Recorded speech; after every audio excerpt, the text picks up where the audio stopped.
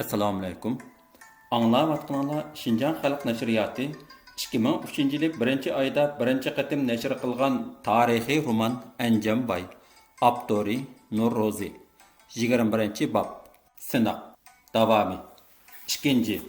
Anjambayning 30 odam bilan Gomindaning 1400 kishilik zo'r qo'shinni mag'lub qilib qo'g'lab o'tishi, hatto uning ustiga bir ofitserning Anjambayning o'qida o'ldirilishi Gomindan askarlarini aloqazoda qilyapti. Boshliqlarini cho'chitib gangirtivyapti. Ular ilgirmi Anjambayning nomini ancha-muncha anglagan, lekin uni masxara qilib, "U sahrolik to'mpay qanchalik nima edi? Qo'rqadigan nimasi bor?" deb demig'ida xingildab kulib qo'yib, uni ko'zga ilmay yurgan edi. Heliqi ofitser dal ana shundaq demig'ida xingildab, uni masxara qilib hakovrlik bilan maydisiga mushlab yurganlarning biri edi. Uning pochiligi oxir o'zining beshiga chiqib, boshqalarni sarosimiga silavatdi. Ular ko'zga ilmagan putoq, kalliga chumoq degan tamsilning to'g'riligiga mana amdi ishinib qoldi.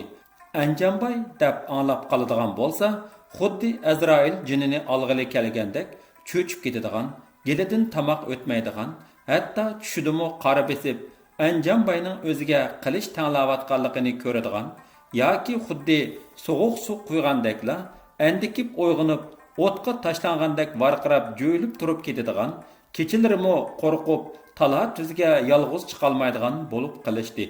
Shu kunlarda Gomindangning Opal atrofidagi askarlari orasida mundaq bir hikoya tarqaldi.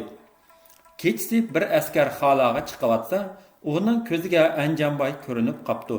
U qo'rqinishda asta orqasiga yenib eshikning qishiga kelganda, uningga xaloga mangan yana bir askar uchrabdi.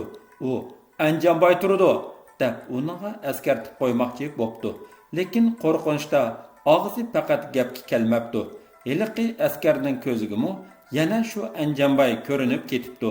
U qo'rqib ketib, "Anjambay kelibdi! Anjambay! Anjambay!" deb varqirab, gazarmini beshiga kiyibdi.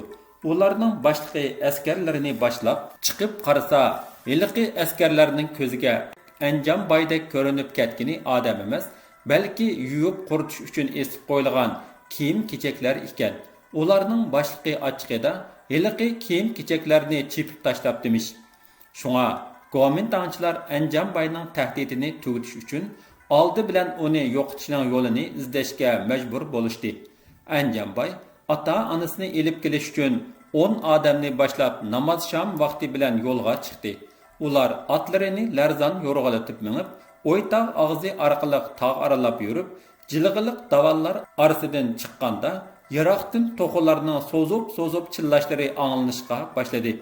So'zlar og'ziga kelganda, askarchi, so'zlar og'zi Opal yeziliq hukumat turishliq joyining g'arbidan 2 kilometr yiroqlikdagi bir kentning nomi.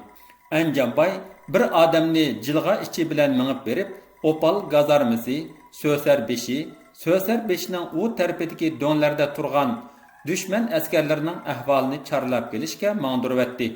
Qolganlarini Do'ng, Buzruk varlarim, Buloq og'zi qatorliq joylarda tang harakatga kelib, dushmanlarni huduqtirib o'tishga o'rinlashtirdi.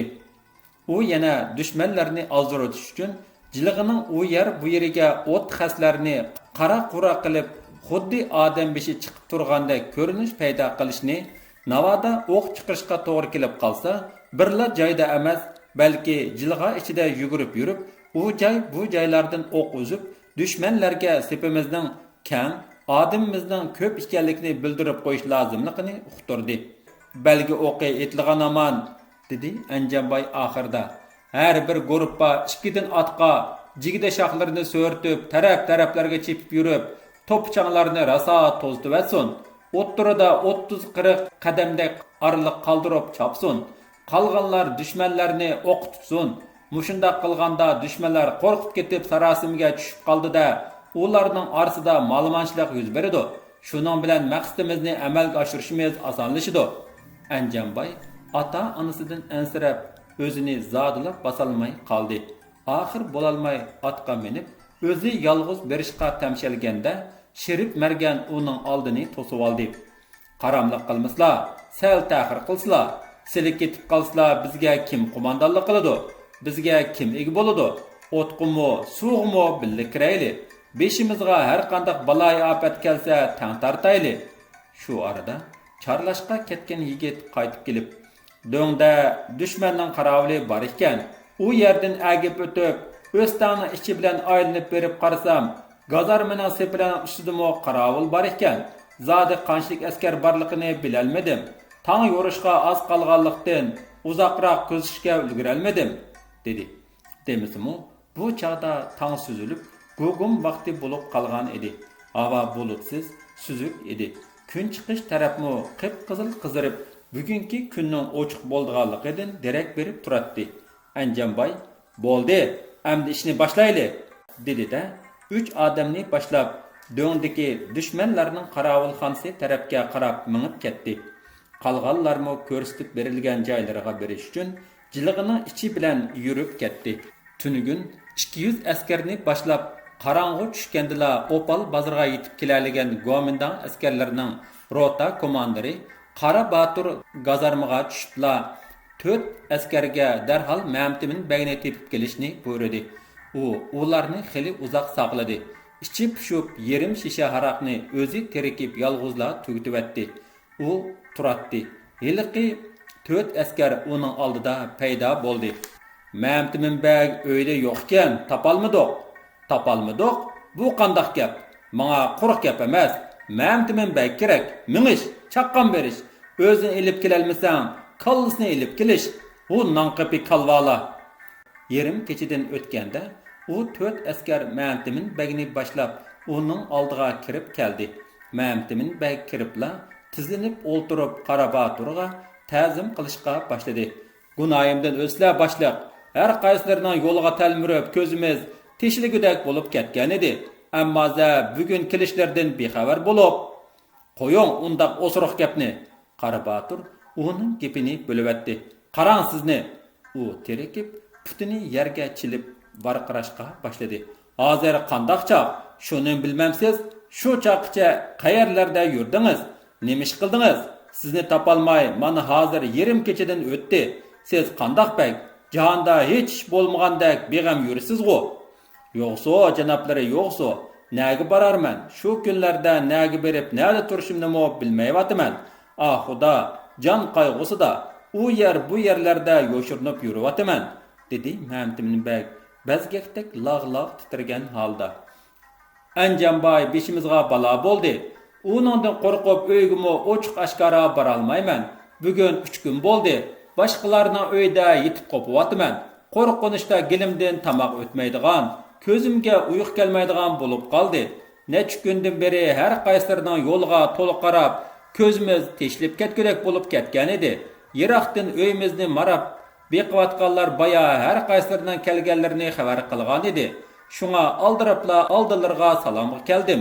Ey, u qora baloga Xudoyim bas kelmasa, inson bolasi teng kelolmaydi. Po'xchaynima, qo'rqinchoq ablah, dedi Qarabatur g'azab bilan putini yerga chilib. İnson bolasi teng kelolmaymish tehi. Qo'y, uningga har qaysining xudosimi bas kelolmasa, mana men uning jinnini olaman. Voy jinnimay, inson bolasi teng kelolmagidek qanchalik bir nima edi u?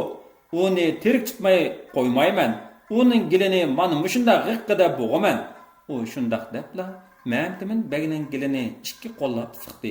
Mana mushundaq, ha, amdigo bilgansan. Mamtimin bag cho'chib ketib ko'zlari chekchaygan, rangi tamdak tatargan holda tili kalvalishib kekkashladi. Voyjon, voyay, janoblari, gunohimdan kesilar. Men Anjamboy emas. Uni tutqanda ashunda Xudoyim uning jadisini balduroq bergay.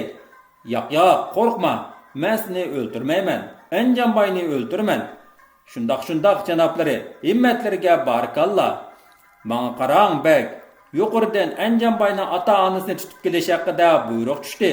Biz uning ota-onasini tutib, Yangi shahardagi armiya shtabiga topshirib berishimiz kerak. Shundoq qilganda Anjamboy ota-onasini qutuldirish uchun o'z oyog'i bilan minib kelib, oldimizda kuchuklanadi. Tomashini shu chog'da ko'ramiz. Senmi bundaq parcha-purat baglik amalida turivermaysan. Başlıqlar seni mukopotlaydigan bo'ladi. Amballiq mansubimi seni marab turibdi. Şuna sen çarlıgıcı askerlerge yol başlap faqat uning ata-onasining uyini ko'rsatib qo'ysanglar bo'ladi. Çarlıgıcı askerler uning uyda bar yo'qligini aniqlab bo'lib, kelib menga doklad qildi. Ondan biz darhol hamma askerlar bilan berib, ularning uyini qurshab bo'lib, bir aqlab tutib olamiz. Qandaq yoqtimaydigan sen? Yo'q, hergiz yoqtimayman. Undaq deyish haddim emas.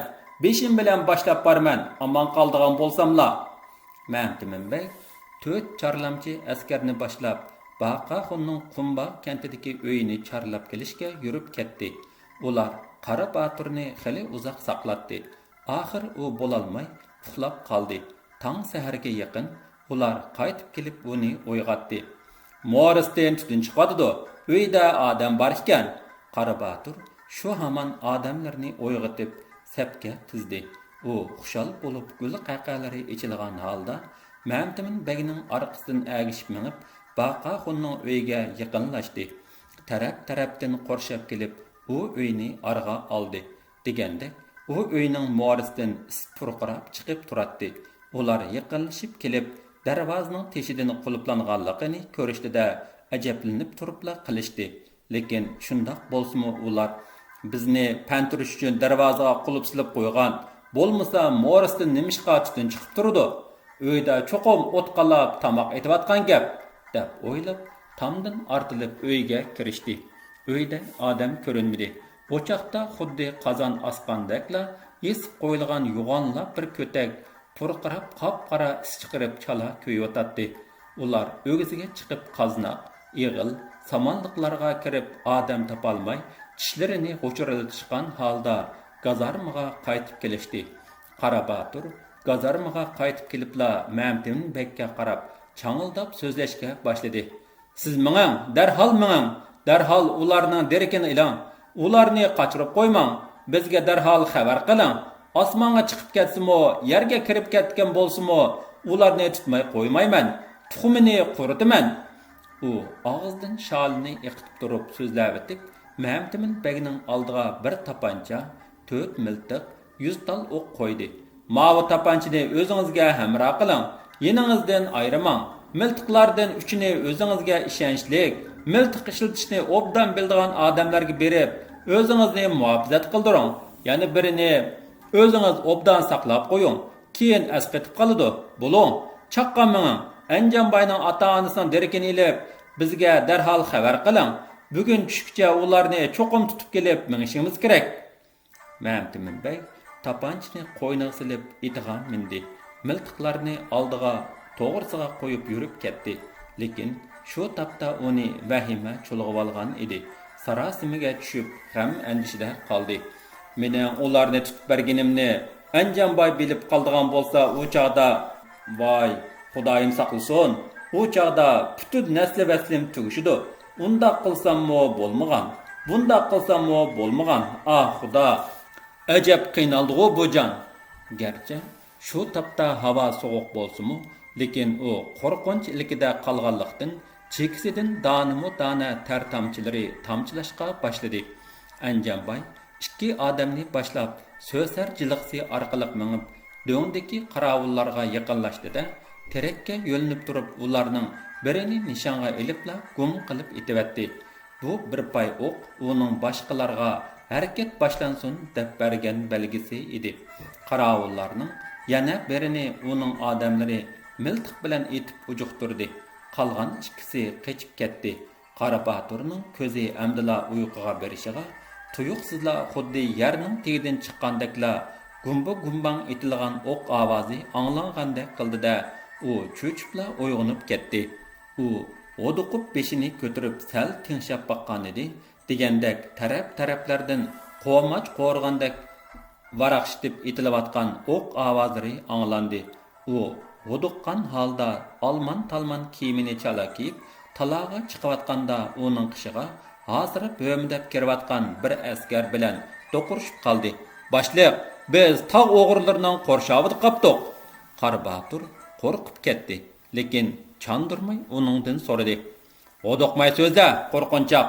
Bizni qo'rshovga ilishqa fitna olg'idek Qanchalik odamlar ekan u? Birer mingdan ortiq chiqadi. Hay döt, tog' o'g'irlarining hammasini qo'shgandimi birer ming chiqmaydi. Qayerdan keldi shuncha ko'p odam? Ish qilib, uningdan kam chiqmaydi. Qari Batur qo'rqib titrab ketdi. Talaga chiqib durbin bilan atrofga qarab, taraf-taraflarda osmonga ko'tarilgan chang to'zonlarni ko'rdi.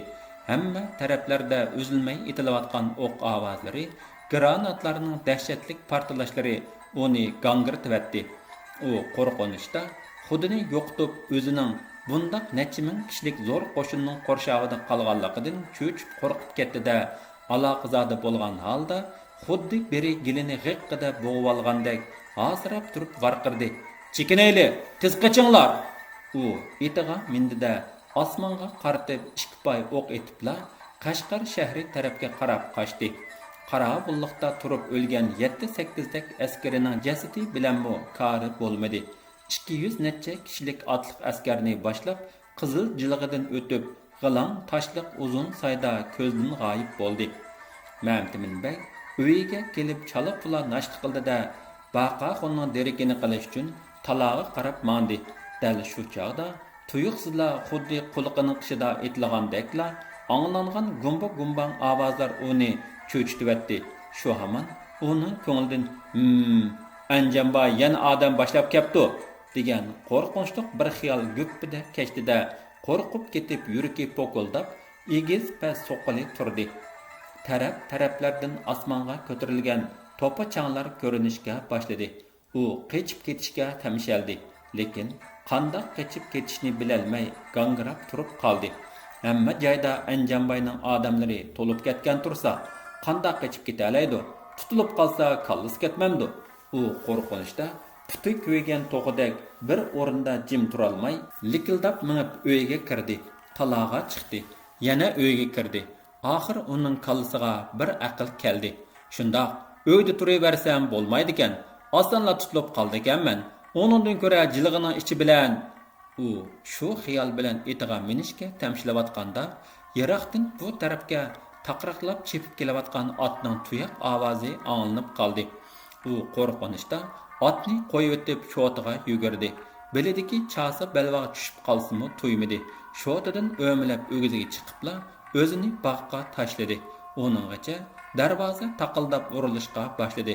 Qo'rqib put qo'lida jon qolmagan Mamtimin bey bog'ga suv kiradigan so'ngichga o'milab bordi. Lekin so'ngichga shoxa kaplashib ketgan edi. U qochqili to'shik topolmay tamtirab yurganda darvoza yana qiqiliverdi. U qocholmay oxir it o'sining yeniga yo'shirnilishga majbur bo'ldi. Shu arada darvoza ochildi. Qodir do'rg'a etini yetilab kirib keldi. O'ylida bagning to'qiqliq eti bo'sh yuratdi. Bag ko'rinmaydi. U darvoza ochgan xizmatchi ayoldan so'radi. "Begim qani? Hozirla hovliga chiqib ketgan edi." Qodir do'rg'a uyan buyan qarab o'tib, shotining tuviga tushib qolgan bagning chasa balvaga ko'zi tushib qoldi-da, o'giziga bir qarab o'tib, shu hamon shoti bilan o'giziga chiqib, past ovozda to'ladi. "Begim, bu men Qodir. Tiz chiqsizlar, muhim gap bor edi."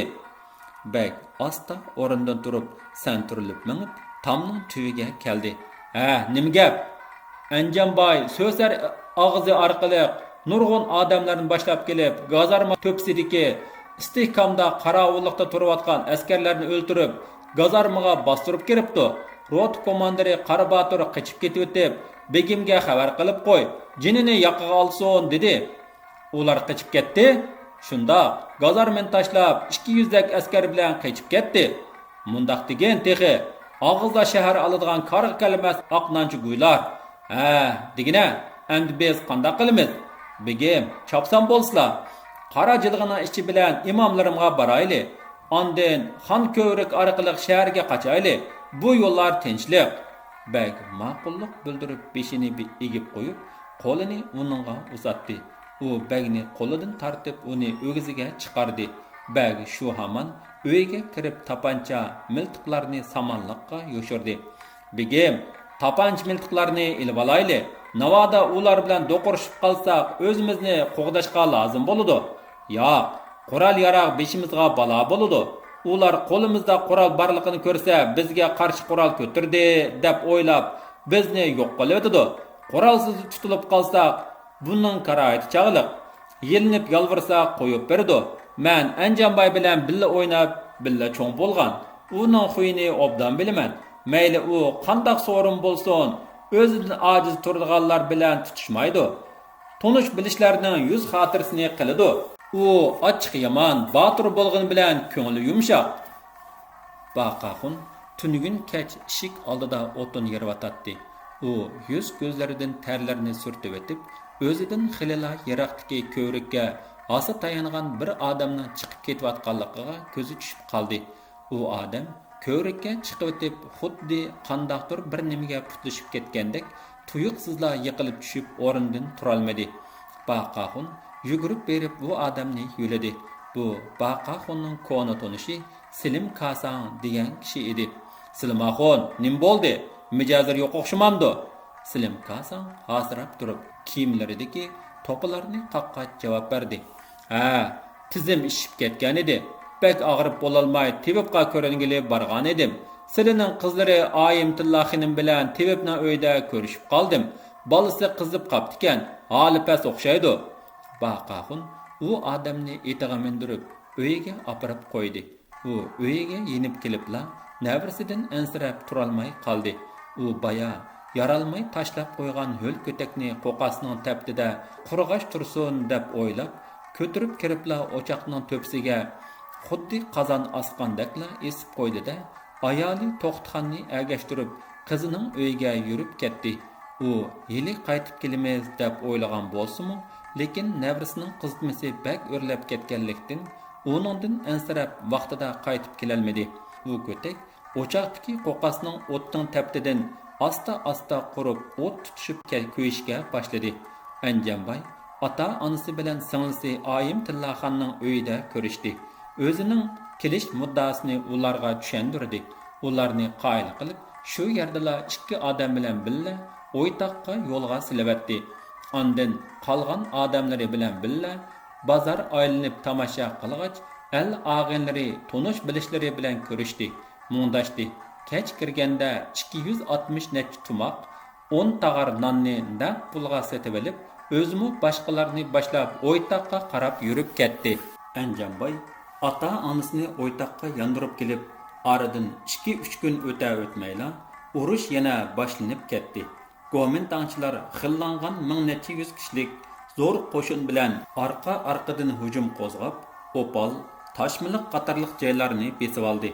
Orqadalla texmi g'aljirlashib, o'ytoq og'izni besib oldida shtab joylashgan o'ytoqqa qistab keldi va 10-oyning 20-kunidan 27-kunigacha orqa uda 3 qitim qurshab hujum qildi. Tog' inqilobchilari bo'sh kelmadi. Bütün kuchini to'plab mudofaani kuchaytirib, shtabni qo'g'didi. Anjanbay tanlangan 51 marganni boshlab dushmanlarning orqa sepiga o'tdi.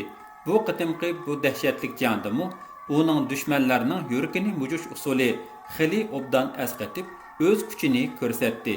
U odatda Go'mindan askarlarining 2 jon tomiri bor. Biri ularning xil qurol yaralari, yana biri ularning boshliqlari. Mushu 2 jon tomirini kesib tashlasaqla, ularning yurki mujulib tiniqdan to'xtaydi. Qolganlarning kari chog'liq, deydi. Minomyot, pilimot, avtomat, miltiqlar bilan qurollangan marganlar Anjanbayning usuli bo'yicha tog' jilg'a, qiyolarning aplik joylariga yo'shirinib olib, dushmanlarning boshliqlari yoki to'p zambarak, pilomotlari o'rinlashgan joylarni bayqagan hamon shiddatlik o't ichib, ularning xillangan ig'ir qurollarini qarg'a kelmas qilavatdi. Dushmanning 20 necha boshliqini yer tishlatdi. Tog' davan aralarida, daryo jilg'a bo'ylarida shox shumba, sho'xlar so'ritilgan otlarni choptirib yurib, to'pa, chang to'zonlarni osmon palakka ko'tarib, dushmanlarni o'zlari qo'rshavga tushib qolgandek qo'rqinchga silib, aloqzoda qilavatdi. Bu qitimmu dushmanlarning hayvisi qarg'a kelmadi. O'ytoqni ololmadi. Qaqshatquch zarbiga uchrab 300 necha odamining o'liki bilan nurg'unlagan qurol yaroq ot uloqlarini tashlab qochib ketishga majbur bo'lishdi. Go'mindan askarlari buningdan ilgari bo'lgan so'qishishlarning har bir qitimliqida 5-6 dek boshliqidan ayrilib qoladi. Bu qitim biroqla 20 necha boshliqidan ayrilib qoldi. Mana endi ularning boshliqlari jon qayg'usida qo'rqib, yuraklik holda jangga chiqishga petinolmay, bir mahal demi ichiga tushib ketib, jimiqib qilishdi. Bu tog' inqilobchilari uchun obdan fursat bo'ldi. Ular qo'shinlarni tarbiyalash, tartibga silish ishini boshlavatdi. Anjam baymo marganlarni mashq qildirish bilan aldirash bo'lib ketdi. Mana mushunda qaynoq kunlarning birida aloqchi kelib uningga yuqorining buyruqini yetkazdi. Sizga buyruq, odamlaringizni boshlab darhol shtabga bering. Bu chaqda shtab Toshqo'rg'onning Tag'arma degan yerga yo'tkilib ketgan edi. Ular shu oqshimla yurib ketdi. Go'mindan askarlarning boshliqlari jon qayg'usida xuddi kaltak yegan ishti quyrug'ini qisib, o'g'sida shumshib yetib olgandan keyin yana bir botur o'tirg'a sakrab chiqdi. U tog' o'g'irlarini taltoks yo'qdiman, tuxumini qurdiman deb hammaning oldida maydisiga mushladi. Boshqalarni qarg'a kelmas nanqipilar deb tilladi. Tangdoshsiz qahramon nomi bilan mashhur bo'lgan, hech kishini ko'zga ilmaydigan, qo'rki ustun jang familiyalik bu ofitser muntizim qurollangan bir polik askarni boshlab Yingsarga hayva bilan kirib keldi. Lekin gazarmadan chiqmay jimmida yetib oldi. Yo'q, u jim yotmadi. Faqat ko'rinish tilla ana shundoq jimmida yetib oldi. Uning shundoq jimmida yetib olishi tog' inqilobchilarini bexutlashtirib, ularni to'ydirmay to'rga tushirib, biroqla yo'qitish hilisi edi. Aslida u xili baldurlar cho'ng kichik yo'l bo'ylariga, do'qmush achallarga, odam ayg'ib basmagan cho'l jazira, jangallarga yuzlab askarlarni yo'shirib qo'yib, tog' inqilobchilarga tuyuqsiz hujum qilish uchun g'aljirlik bilan qutirab tayyorlanmoqda edi. Uning ustiga yana texi shu zamonlarda Yingsar tavasida adab ketgan o'tinchi, padichi, toshchi, setiqchi, qetiqchi, madda, qalandarlar siyoqida yasanganlarning hammasi uning shu chog'dagi payloqchi ko'z quloqlari edi. Ular bir-biri bilan qara ko'rinish orliq qoldirib minib, Yingsarning tog' davonlari, yayloqlari, yurt mahallalar orasida xuddi top turab yurgan lalma itlardek temiz qilib, tog' inqilobchilarining harakatini tingtinglaydi. Ularning biror shapsini sezgan hamon oraliqlarida charlab yurgan yo'lovchi suratlik otliq dastakchi aloqachilariga xabar qilib, xili cho'ng inomlarga erishib, sholalarni yiqitishgan holda yana erkilib quyruqini shipangishtirishga boshlaydi. Eliqi tangdoshsiz qahramon tog' inqilobchilarining o'zi o'ylagandek undaq dut emasligini bilmaydi. Lekin uning bu jim yetevilish hilisining maqsadi ularga allaqachon ayon bo'lgan edi. Uning bu hilisini hile bilan bitchit qilib o'tishni maslahatlash uchun Anjam bayni shtabga chaqirdi. Uning jim yetilish hilisini qandoq pam farosat bilan bitchit qilib o'tish ustida talash tartish xili qizidi. U ne dedi? Bu ne dedi? Lekin ularning ko'rsatgan usul chorlari yanala o'z ko'ngillariga yoqmay shuk bo'lib o'ltirib qilishdi. Anjambay cho'nglarning oldida ularning gapiga qo'sh qisilishni beab ko'rib, talash tartishlarga quloq solgan holda jimjit o'ltirgan edi. Shu arada ular uningmi o'z ko'ngilda o'ylaganlarini o'ttirga qo'yib yiqishga qistab turib oldi. Shundala u o'rnidan turdi. Meningcha, dedi u shap burtini silab turib, 40 chorisini qo'lini baqsaq, usiga kirib olgan har qanday g'aljir et chalma etib qirqitilsa ochiqida ustidan chiqib odamga etiladi. Shu topda u tangdoshsiz qahramonmi xuddi g'aljir itqila o'xshab qopdi. Biz uningga zarba bersakla u cho'qim bizga tashlanadi. Shu chaqda uni ujuqtirish osonlashadi. Shunga biz uni o'ttirg'i so'rab chiqarish uchun mushundaq itni qirqitish chorasini qo'llanib baqsaq, uning bu chorasi yana bir muncha talash tartishga sababchi bo'lib qoldi. Lekin ular yo'q bo'lmaydi deb biror bahona sabab ko'rsatishga amalsiz qolganlikdan eng oxirida bu chorani sinab ko'rishga ma'qul bo'lishdi. Davomi bor.